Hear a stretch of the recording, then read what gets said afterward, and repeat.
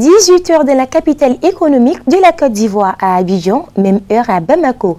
Mesdames et messieurs, bonsoir et bienvenue à cette nouvelle tranche d'information sur Chérif la télévision. À l'entame, le président du Haut Conseil islamique du Mali, Seydi Chérif Ousmane Madani Haïdara, a reçu en visite de salutation la 7e promotion des imams formés au Maroc qui ont regagné le bercail après 2 ans de formation. Le commentaire signé Abdelkarim Sakor. Ils ont désormais le titre d'imam après avoir reçu une formation à l'Institut Mohamed VI pour la formation des imams au Maroc. Durant 2 ans de formation, ils ont reçu des notions et techniques de prêche, de la bonne parole et d'une saine compréhension de la quintessence du message coranique, mais aussi de la tradition prophétique dite Sunna, conformément à la jurisprudence malikite. La présente visite des imams ayant été formés au Maroc au domicile du président de la Fêtière islamique du Mali se veut une expression de salutation et de reconnaissance à Seydi Chérif Ousmane Madani Haïdara en sa qualité du président du Haut Conseil islamique du Mali, mais également pour toute l'attention particulière qu'il a portée à ces nouveaux imams durant leur séjour de formation au royaume chérifien. Ce soir, nous avons tenu à visiter notre père, notre guide, pour des salutations. En effet, on vient d'achever une formation de 2 ans au Royaume du Maroc. C'était une formation théologique qui est basée sur la connaissance de l'islam en général et conformément au soufisme et au rite malikite, donc qui a pour objectif de donner la bonne information aux musulmans par rapport à leur religion.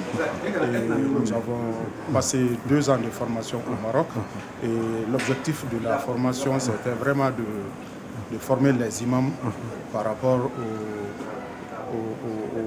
aux bonnes mœurs et les différentes méthodes de prêche et d'enseignement pour véhiculer les messages de paix, de réconciliation, de la cohésion sociale et du vivre ensemble. Comme vous le savez, notre pays fait face aujourd'hui à une agression sans précédent et donc les imams du Mali sont dans l'obligation de riposter face à ces agressions-là par rapport à l'information et par rapport aux bonnes informations, surtout pour tout le monde. Donc c'est dans ce cadre-là que nous avons rendu aujourd'hui visite à notre guide pour le remercier. Il a toujours été engagé dans ça depuis plus de 30 ans.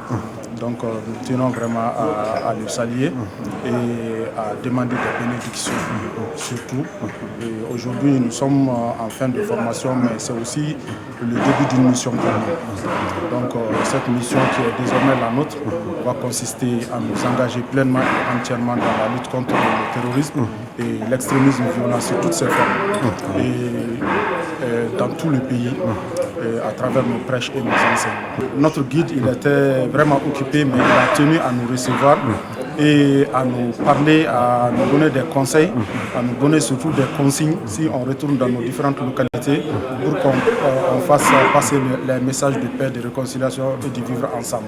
Donc il nous a donné du temps et il nous a écoutés, il nous a fait des bénédictions et donc qu'il en soit remercié par rapport à ça. Selon le porte-parole de la délégation, au-delà des notions sur la fonction d'imama, la 7e promotion des imams formés au Maroc a reçu également d'autres formations, notamment en électricité, en agronomie, en couture et en informatique. Le président du Haut Conseil islamique du Mali, Seydi Chérif Ousmane Madani Haïdara, a été honoré par ses hôtes par la remise d'un exemplaire du noble Coran. Par ailleurs, le 65e anniversaire de l'établissement des relations diplomatiques entre la Fédération de Russie et la République du Mali a été solennellement célébré le vendredi 26 décembre 2025. Depuis l'établissement officiel des relations diplomatiques, le 14 octobre 1960, la Russie et le Mali entretiennent une amitié solide enracinée de respect mutuel et la non-ingérence. Plus de détails avec Amadou Kamara et Abdoulaye Sokodogo.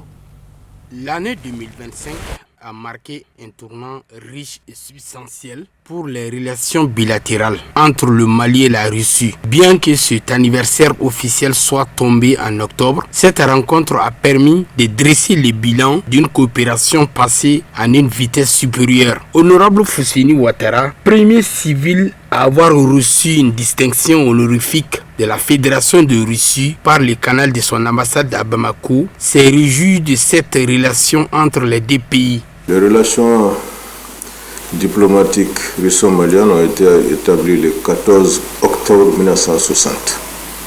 Donc, effectivement, ce 65e anniversaire a été inauguré ici. L'ambassade de la Russie a organisé une grande fête des artistes russes et des artistes maliens, voilà, qui ont fait savoir de leur talent. Le CICB, le 5 novembre 2025. Ce fut une fête grandiose. Le Mali a reconnu aussi la Russie comme pays continentaire de l'URSS en 1992, en décembre 1992. Nos relations continuent de plus belles. Il faut savoir que depuis 1960, après l'établissement des relations diplomatiques, l'Union soviétique qui existait à ce temps a réalisé beaucoup de choses au Mali. Je peux citer beaucoup de sites qui ont été réalisés, et entre autres des établissements d'enseignement, comme vous le savez, l'IPR de Katibougou, l'école de médecine, l'école nationale d'ingénierie, ainsi d'ingénieurs, ainsi de suite. Ce sont des réalisations de la Russie. Et le centre de formation professionnelle CFP, comme vous le savez, qui est près du stade Omnisport. Le stade Omnisport aussi, c'est une réalisation de la Russie. Et comme l'hôpital Gabriel Touré aussi, qui a été réalisé par la Russie. On peut citer aussi, par exemple, les 9000 hectares irrigués à l'Office du Niger pour cultiver les riz. Et comme vous le savez, l'exploitation aussi de l'or, les prospections géologiques. Beaucoup de ces prospections ont été réalisées avec l'aide de la coopération de l'Union soviétique. Et tout le monde se souvient aussi de la mine de Kalana, et ainsi de suite. Et comme vous le savez, si on prend les hauts cadres, les fonctionnaires du Mali, il y a eu plus de 10 000 qui ont été aussi formés en Russie. Je suis très fier de cette relation. Vous savez, la Russie est l'une des rares puissances qui, dans sa collaboration avec un État, ne devient pas encombrante. La Russie est à notre écoute. La Russie fait ce que nous demandons. La Russie ne nous impose rien. Comme vous l'avez dit, effectivement, moi, la médaille qui est là, c'est la médaille de la fraternité militaire. Voilà, peut-être je suis le seul civil qui a obtenu ça. En ce début de nouvel an, je profite de cette occasion quand même pour adresser mes meilleurs vœux aux forces de défense et de sécurité en premier lieu. Que Dieu les préserve. Ceux qui sont tombés, que Dieu les fasse bénéficier du paradis. Et je profite aussi pour féliciter Chérif La TV et que votre télé puisse bien épanouir en cette nouvelle année. Et aussi mes meilleurs vœux vont à l'endroit de notre guide spirituel et de notre grand chef Chérif Madana Aïdra, notre grand frère. Nous prions quand même pour que Dieu lui donne la bonne santé et qu'on puisse quand même fêter plusieurs années ensemble. Et je félicite aussi tous les membres du CNT et le président du CNT aussi, le général de corps d'armée Malik Diaw. L'établissement des relations diplomatiques le 14 octobre 1960 a été un jalon important dans l'histoire de la jeune République du Mali. Depuis lors, nos deux pays développent un partenariat solide fondé sur la confiance, le respect mutuel, la souveraineté des États, la non-ingérence dans les affaires intérieures et une vision commune d'un monde multipolaire, plus juste, plus équitable. Merci de me donner l'occasion pour parler de cette relation si vieille et si fructueuse. Vous l'avez dit, ça fait 65 ans. Ça veut dire que depuis le début de nos indépendances, la Russie a aidé le Mali. Cette aide nous a permis, dès le début des indépendances, à faire un bon départ sur tous les plans. Tous les secteurs au Mali étaient à un niveau satisfaisant. Sur le plan éducation, nous avions les meilleures écoles, les meilleurs cadres. Sur le plan militaire, nous avons des officiers pleins et bien formés avec des armements qui étaient à la hauteur. En un mot, je peux dire que la coopération avec la Russie nous a amené le Mali à un niveau où vraiment il était envié par tous les autres pays voisins. Malheureusement, à un certain moment, cette coopération a eu un coup d'arrêt et qui nous a ramenés sur un autre paradigme dont nous vivons aujourd'hui les conséquences. Et fort heureusement, depuis 2020, cette coopération a redémarré où le Mali était dans un état très critique sur le plan surtout sécuritaire et attaqué de toutes parts et trahi par ses autres amis, entre guillemets.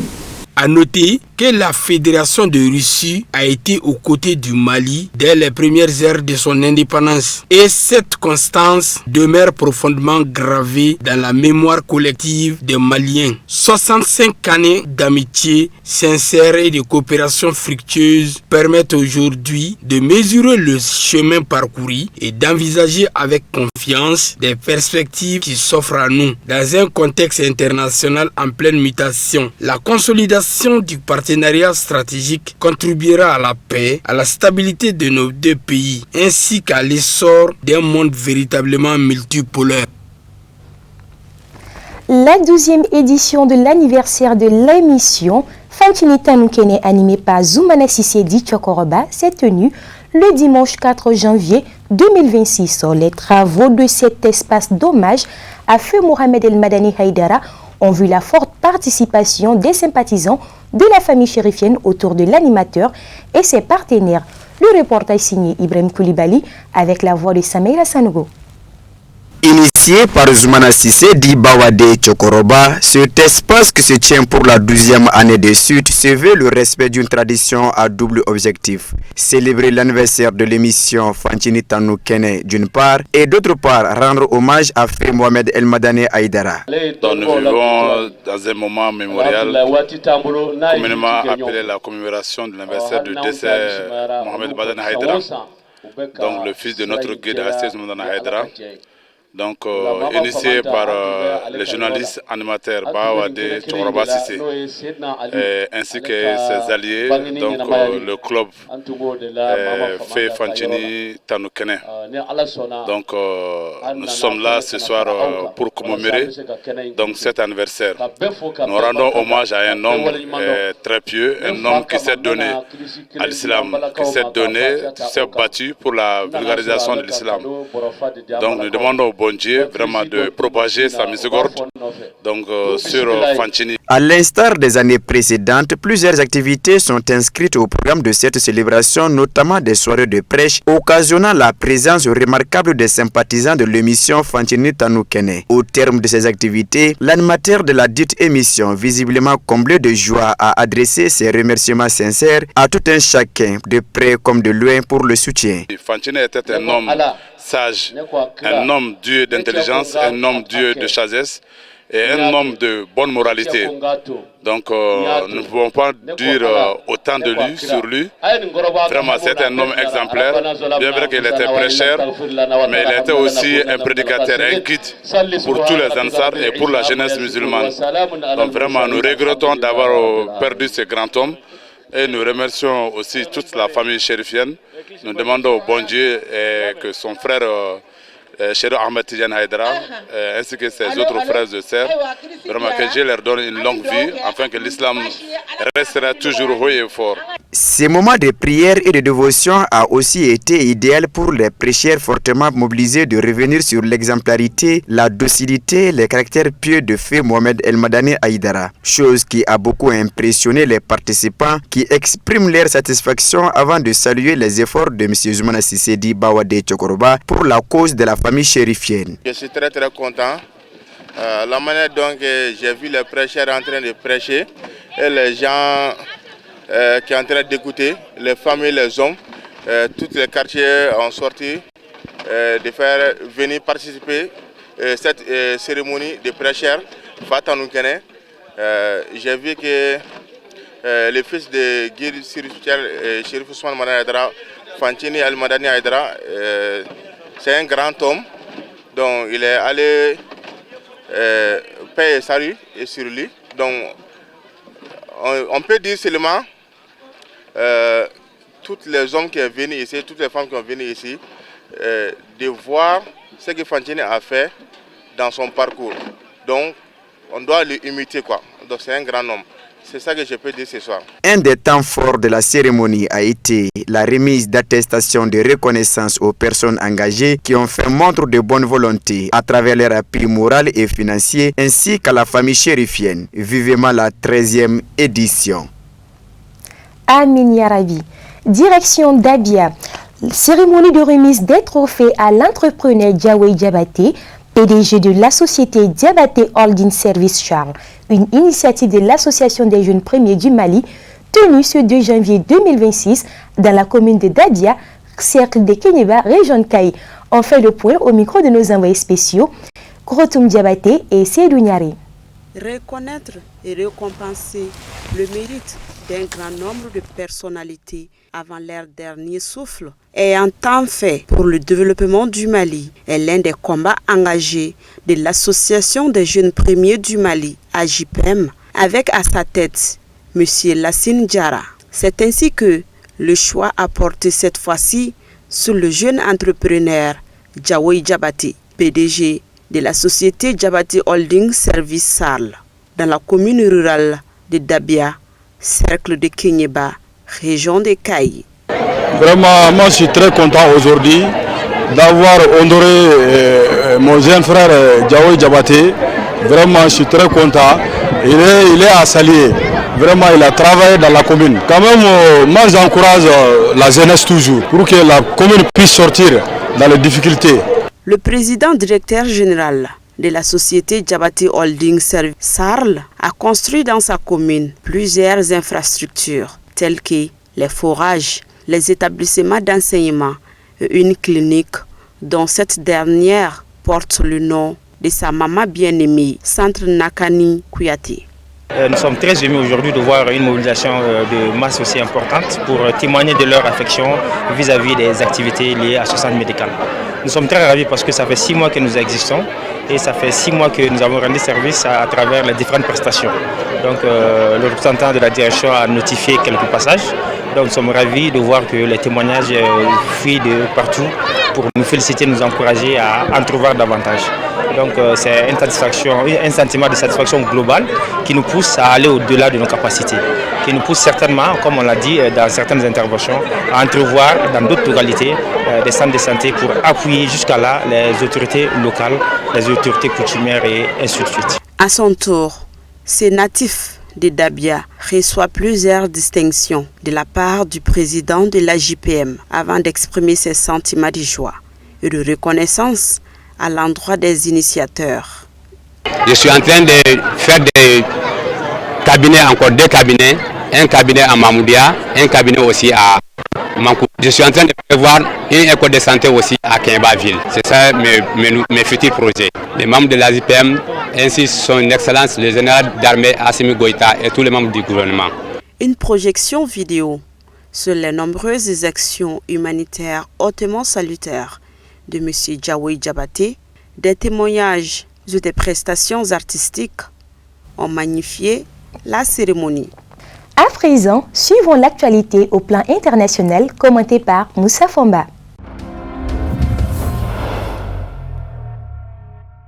Le colonel Claude Pivi, ancien chef de la sécurité présidentielle guinéenne et proche collaborateur de l'ex-chef de la junte Moussa Dadis Camara, est mort mardi 6 janvier 2026, a annoncé dans la soirée le parquet général, condamné à la réclusion criminelle à perpétuité pour crimes contre l'humanité après le massacre du 28 septembre 2009 au stade de Conakry. Il était détenu dans une prison de haute sécurité. Par voie de communiqué, le procureur général Fallou Doumbouya a indiqué que Claude Pivi, âgé d'environ 66 ans et surnommé Coplan, est décédé dans un hôpital militaire après y avoir été transféré en urgence. Selon le parquet, sa mort serait liée à des complications médicales, notamment un diabète chronique ayant provoqué un coma hypoglycémique.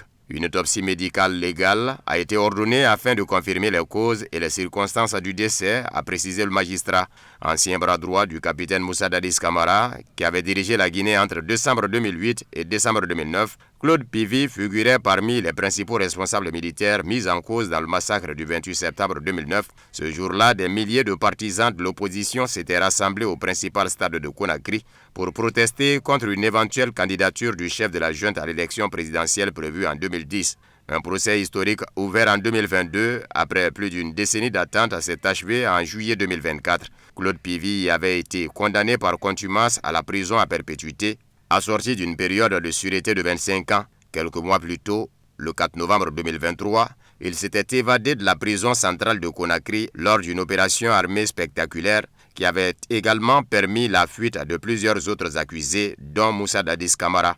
Resté en cavale pendant près d'un an, Claude Pivy avait finalement été arrêté au Libéria avant d'être extradé vers la Guinée le 17 septembre 2024.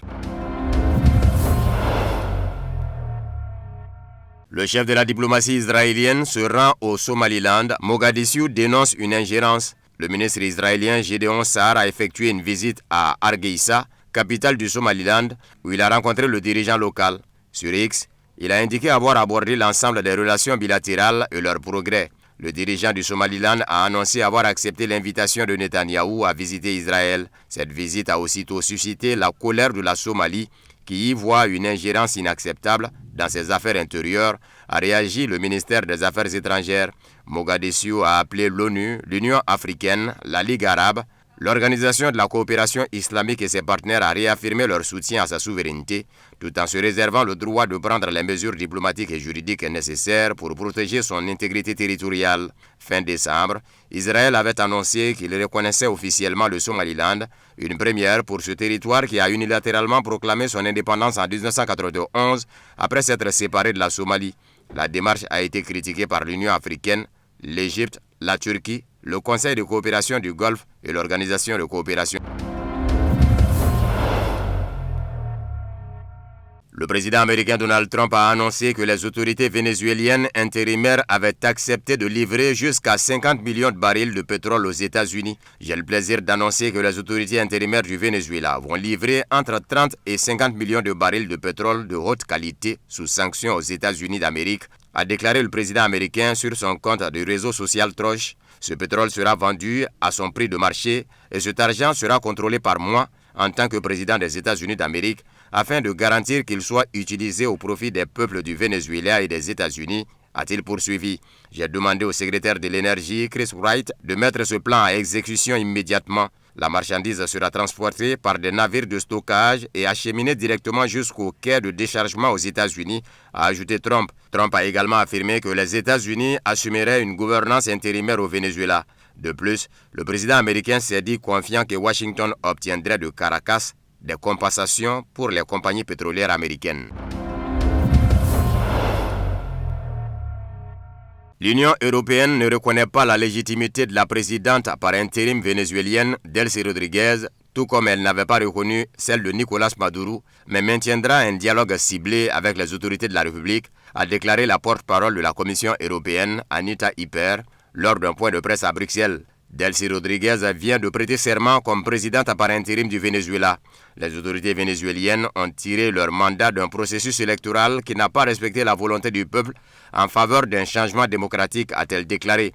Même si nous ne reconnaissons pas la légitimité du président Maduro, ni celle de Delcy Rodríguez en tant que telle, nous maintiendrons un dialogue ciblé avec les autorités vénézuéliennes afin de préserver nos intérêts, a ajouté Hyper.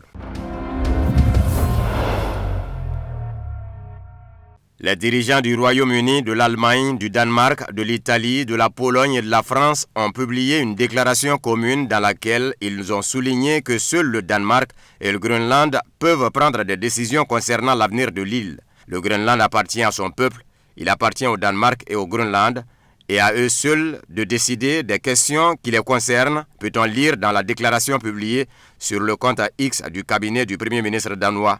Ce document souligne l'importance de respecter les principes de la Charte des Nations Unies, la souveraineté, l'intégrité territoriale et l'inviolabilité des frontières. Le 4 janvier, le président américain Donald Trump a déclaré à The Atlantic lors d'une interview que les États-Unis devaient contrôler le Groenland, territoire danois pour des raisons de défense. Selon lui, l'île est entourée de navires russes et chinois, tandis que le Danemark est incapable de renforcer la sécurité du territoire. Le président américain a répété à maintes reprises que le Groenland devait devenir une partie intégrante des États-Unis. Il a menacé d'imposer des droits de douane élevés au Danemark si ce dernier ne cédait pas l'île. Déjà, lors de son premier mandat, Trump avait proposé d'acheter le Groenland, offre que le Danemark et le Groenland avaient rejetée. Le Groenland est une région autonome du Danemark. En 1951, Washington et Copenhague, outre leur engagement d'alliés au sein de l'OTAN, ont signé le traité de défense du Groenland. Au terme de ce traité, les États-Unis se sont engagés à défendre l'île contre toute agression. Le domicile du vice-président américain J.D. Vance à Cincinnati a été attaqué tôt lundi matin, provoquant une réaction rapide des services secrets américains et de la police locale, ont indiqué les autorités. Les forces de l'ordre ont indiqué que plusieurs fenêtres de la propriété avaient été brisées et qu'une personne avait été placée en garde à vue, mais aucune accusation n'a été immédiatement annoncée. La police de Cincinnati et les services secrets américains ont investi la résidence aux premières heures de lundi, tandis que les agents fouillaient les environs de la maison. On ignorait où se trouvait le vice-président Vance au moment de l'incident et la police a déclaré qu'il ne semblait pas que le vice-président ou sa famille étaient à leur domicile. Vance se trouvait en Floride vendredi dernier, où il a passé la journée avec le président américain Donald Trump au club de golf présidentiel de West Palm Beach. Vance n'a pas rejoint Trump et d'autres hauts responsables de l'administration à Mar-a-Lago pour observer l'opération de kidnapping de Nicolas Maduro, invoquant la crainte que sa présence ne compromette la sécurité. Le vice-président a donc suivi l'évolution de la situation par vidéoconférence sécurisée avant de retourner à Cincinnati une fois l'opération terminée. Le bureau de Vance a déclaré qu'en raison de préoccupations accrues en matière de sécurité, l'administration a cherché à limiter la fréquence et la durée des déplacements du vice-président et du président hors de la Maison-Blanche. Par ailleurs, les résidents vivant à proximité de la propriété de Cincinnati ont été avertis de s'attendre à une forte présence des forces de l'ordre et à des points de contrôle de sécurité dans la zone. Les autorités ont indiqué que les personnes vivant dans la zone bouclée pouvaient accéder à leur domicile par 3 points de contrôle de sécurité désignés. Et c'est tout pour aujourd'hui. Merci pour votre constante fidélité sur Chérif la télévision. Rendez-vous à 20h30 pour la prochaine édition en langue bambara avec Sameira Sanogo. D'ici là, excellente suite de programmes sur Chérif la télévision.